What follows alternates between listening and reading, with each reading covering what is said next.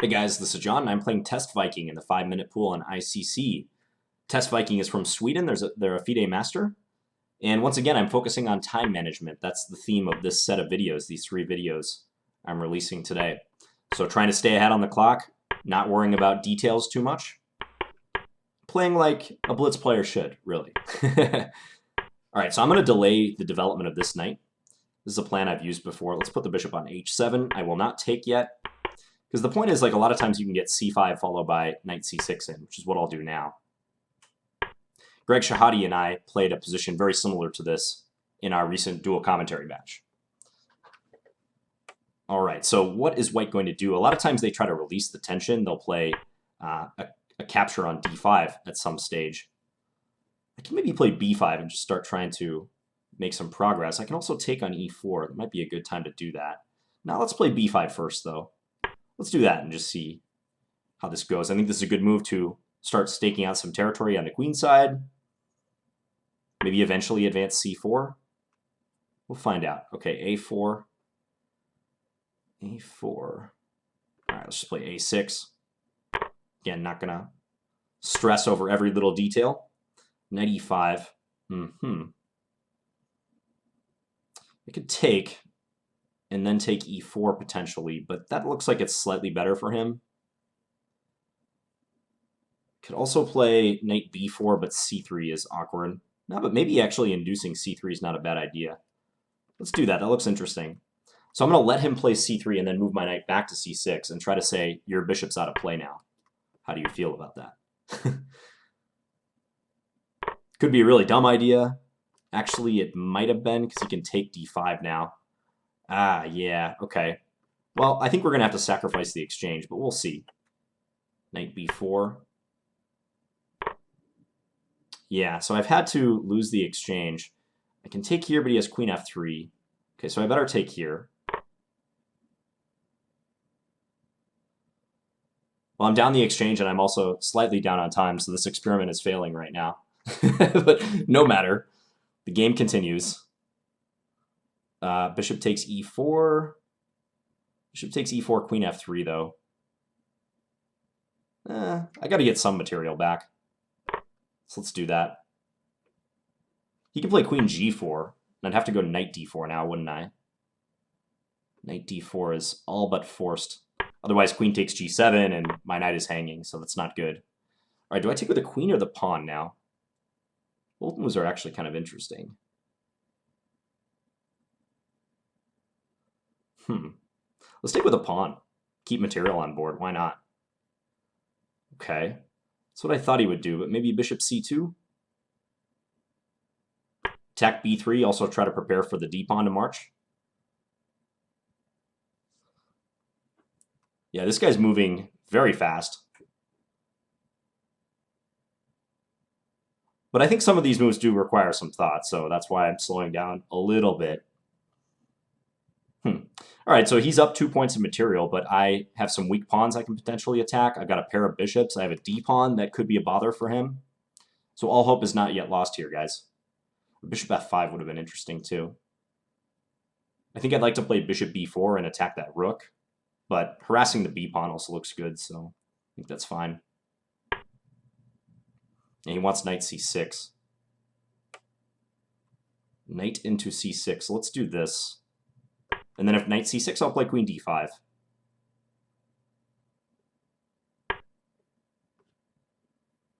e7 is covered, so knight e7 is not going to hurt us. d4 is still defended. Wow, that's not a move I foresaw, but is that even good? What if I just retreat my queen to d6?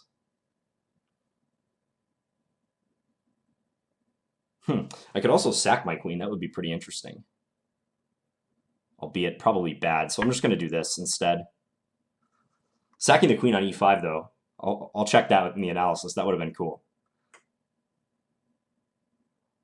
All right, so rook e5 was kind of fancy, but now his rook is under attack again, and also so is b3, and I can potentially play pawn d3 still.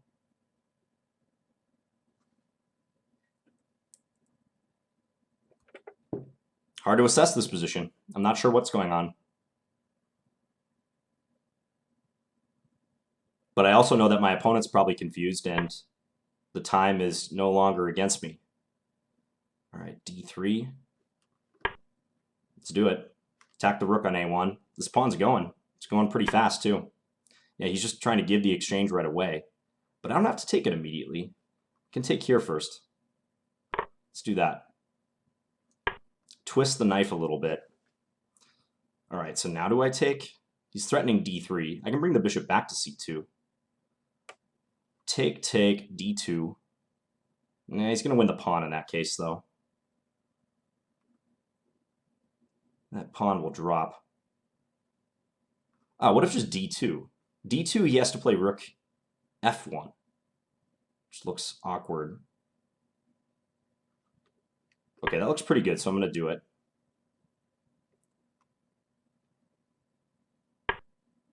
Yeah, that seemed forced.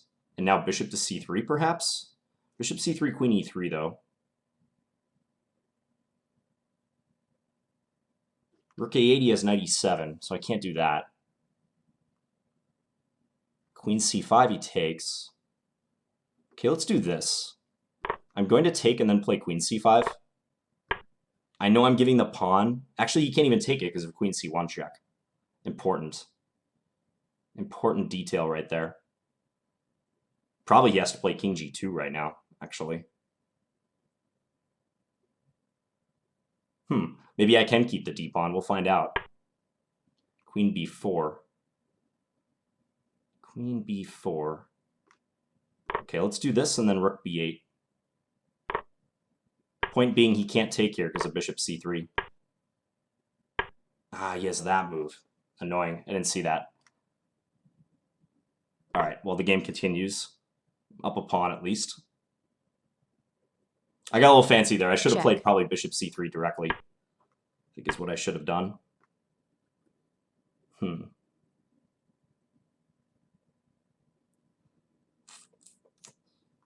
All right, what to do here? That's slightly annoying. I'm going to come forward with my king. He could check me on e7. I'd have to come forward again. Okay, let's bring this back now, just for protection. A minute to a minute 40-ish. But we're up a pawn in a pretty static position. So maybe we can make something happen.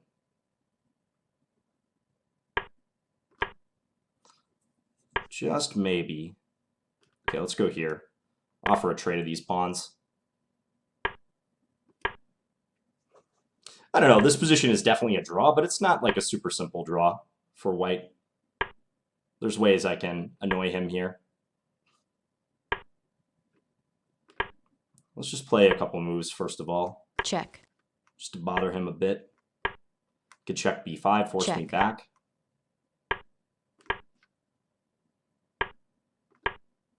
We're definitely going to try to win. Let's come there. Check. Now f4 could be a threat at all times. He's got to be a little careful. Check. I can almost put him in Zugzwang, can't I? Not quite, though. Well, maybe. Let's try. Okay. Let's give it a check. If he goes back to h3, rook f2, rook here. I can't win that position, unfortunately. Time warning. All right. Yeah, I probably just got to try this, but he can use the check. I don't think he should have done that. Okay, now I think I'm winning again.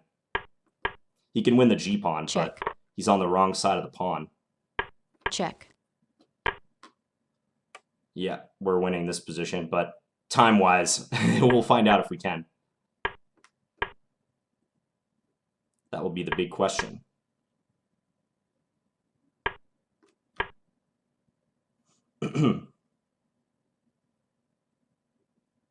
Can we do it in time? I'm going to go rook here and then bring the rook over to g1 is the idea. And then we can march the king out. Check. Check. Check. Check. He could check me around a lot, like he's doing. Check. We'll promote next move.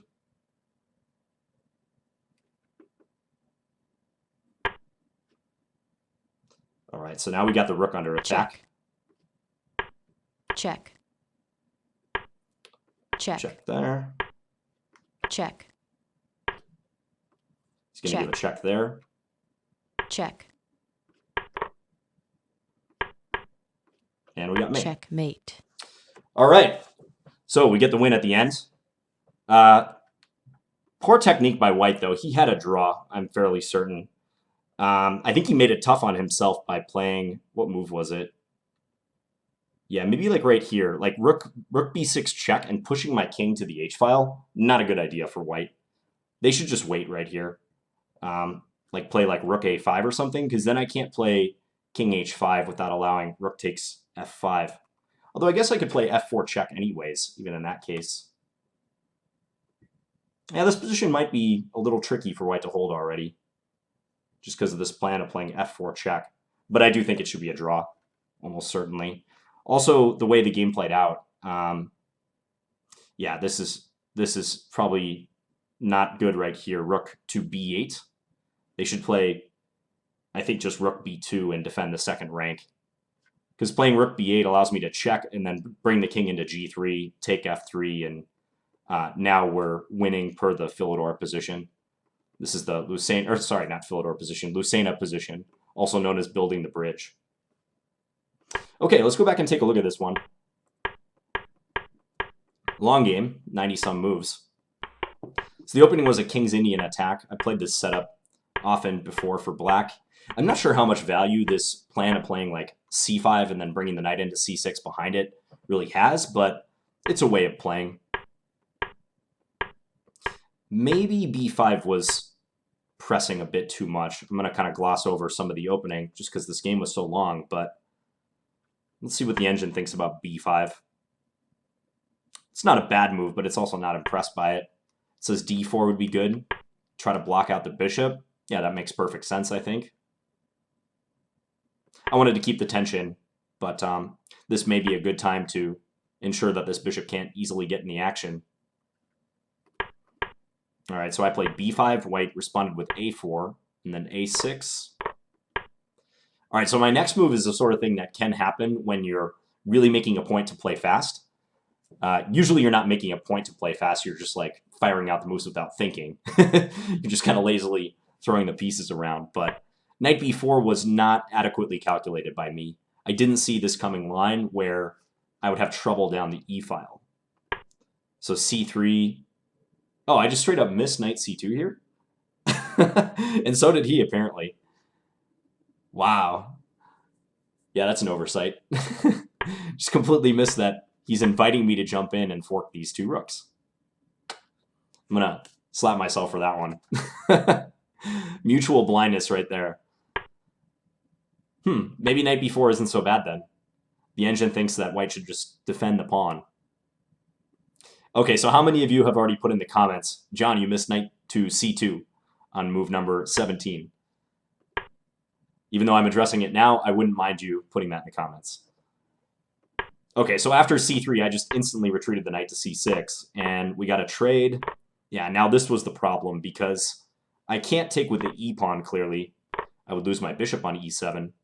So I have to take with the knight, but then I've walked right into this nasty pin and that bishop on g2, and white just plays c4, and I'm lucky I wasn't just losing a piece directly.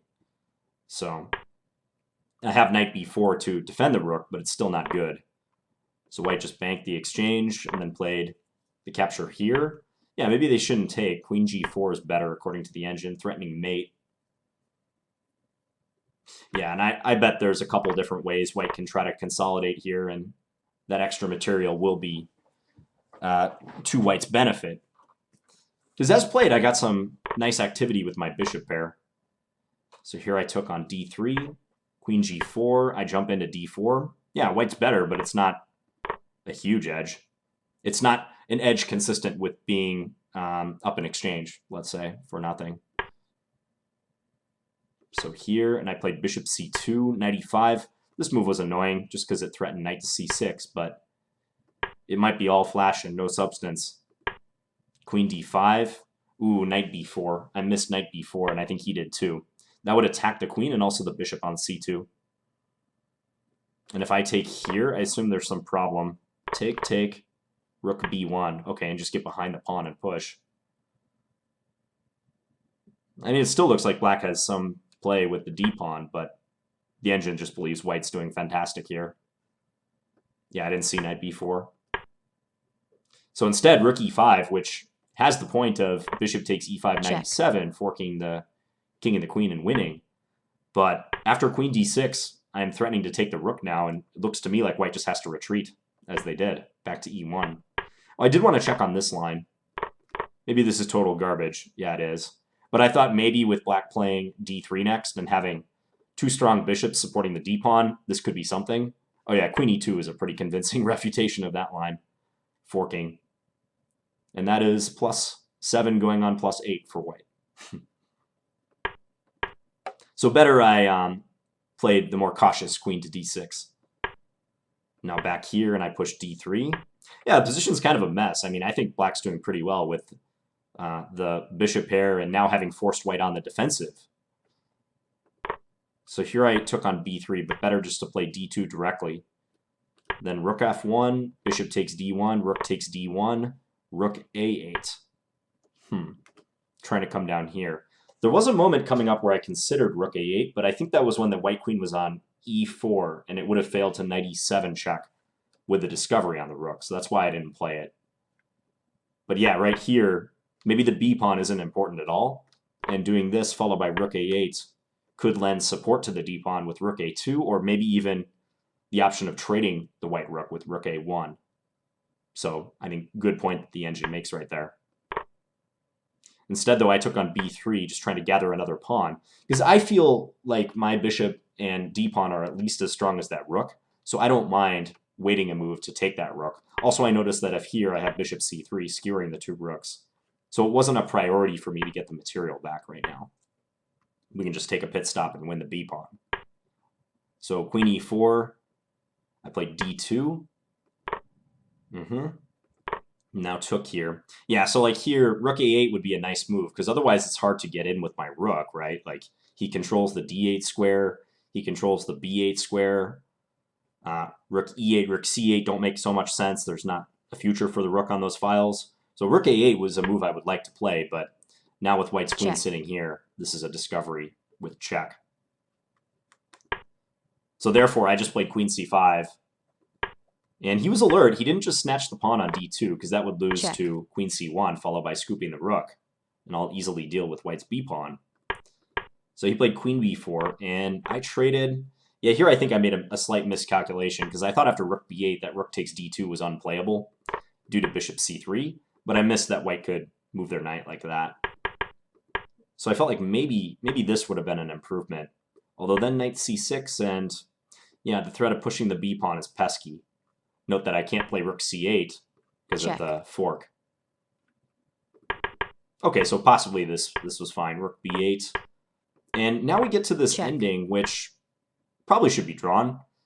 3 versus 4 is usually a draw, almost regardless of the material distribution, as long as it's just 3 versus 4, not ahead any other material. But with the time, I didn't know if I could convert this. Check. Yeah, and he opted to go right into the rook ending. So 3 versus 4 is much harder to hold than like 2 versus 3. So if I could keep all of my pawns on board for a while, I think that would be a good thing. But he started playing some good moves like h4. Useful move. This structure is ideal for white in a lot of rook endings. Pawns on f2, g3, h4. That's a structure you want to memorize. And I decided, okay, with 1 minute left, I'm going to have to try to fast-track this winning attempt. So let's go g5. Even though that allows white to trade a pair of pawns, I know that this is still not trivial. And here I'm just trying to arrange f5 at the right moment. Kind of messed around for a little while. He checked me back. And let's check the position coming up, because I think pretty clearly this should still be drawn, but I didn't like what white did. Yeah, like right around here, this is dangerous. The engine still says drawn, but only barely so, because after rook f2, oh, there's a stalemate trip, rook takes g5. I stand corrected. I didn't see rook takes g5. That's a nice one. I wonder if that's what he was trying to set up. Then I take the rook and stalemate. Because I was just assuming that on rook f2 he would play rook b3, and I didn't see a way to strengthen my position. Yeah, white's not even close to being in zugzwang here, because they have all these rook waiting moves available. I can't even really make a good move myself. Either retreat the king or move the rook, but that's going to allow white various possibilities. Okay, so maybe the position is still well within the drawing margin for white. I thought it would be simpler not to check me, but probably rook b6 is also okay. Yeah, because if they wait, it's probably going to resolve to the same position eventually, isn't it? Here, king h3, king here. This is like the same thing. Again, I run into rook takes g5, even with the rook on e2 rather than f2. So was there ever a moment he could do that? Check. Very possible. Now he can't do it because he has the g2 square available for the king. So we're following the game continuation now. Check. So I did this again, and then I move forward with my king. Okay, so I successfully averted the stalemate threats, unintentionally so, but I did. Yeah, and gradually it's getting a little tougher for him. Rook g8. Check. Ah, okay, so he blew it here, potentially, I think, by going to the wrong side with his king. Yeah, this is just a short side versus long side dilemma, isn't it? I thought during the game I was winning at this point, but yeah, if he goes king g1, then I check him, and then here. Now his king is on the so-called short side of the pawn, and his rook can potentially come over to the b file and start administering checks from the side. So say I play king here, yeah, he could bring his rook over and start checking me from the side. And this is a theoretical draw. So yeah, actually he was still drawing even up through the end. This move blows it. That's pretty instructive, actually. So when your king is not in an optimal position to stop a lone pass pawn, and you have to bail out with your king, because here black is threatening rook a1 checkmate. And clearly playing like this is not going to cut it. Black wins that pawn ending. So when you have to go to one side or the other with the king, you want to bring the king to the short side, meaning like if you take the pawn and you draw an arrow to the edge of the board, whichever the shorter of the two arrows, that's the side the defending king should go to. And white could have done that with king g1. And even though I forced them out from in front of the pawn, because they left the long side open for checks from their rook, they can draw the game. They can hold. There's some nuances to this ending, but that's the gist of it. As played, he made the huge blunder of king e1, and now I check him out and get my king up, and now we're destined for the Lucena position, or the building the bridge, because here, like rook here, doesn't really bother me. I can just push my pawn, and he doesn't have enough checking distance between the rook and the king. Like, he gets one check, and then as soon as I attack him, it's all over. He's got to move the rook again, and I push the pawn. So I know we were in serious time trouble at this point, but that's kind of surprising. At the time, I didn't even realize this was a short side versus long side thing. I was just trying to win the game and not lose on time myself.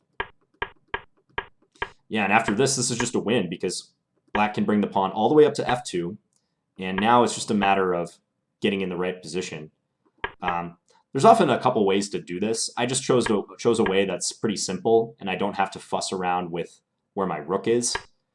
A lot of the times, the way this is shown, like in endgame books, is you'll play, let's say, like rook a7, and then if white waits with the rook, let's say rook g8, you give a check to force the white king away. If the king comes to e3, you go king e1, and you're going to promote. So the king has to come here. And now if you don't know this ending, you might be wondering like why black wouldn't want to just bring the king out right away, trying to promote the pawn. And the answer is white will start giving checks.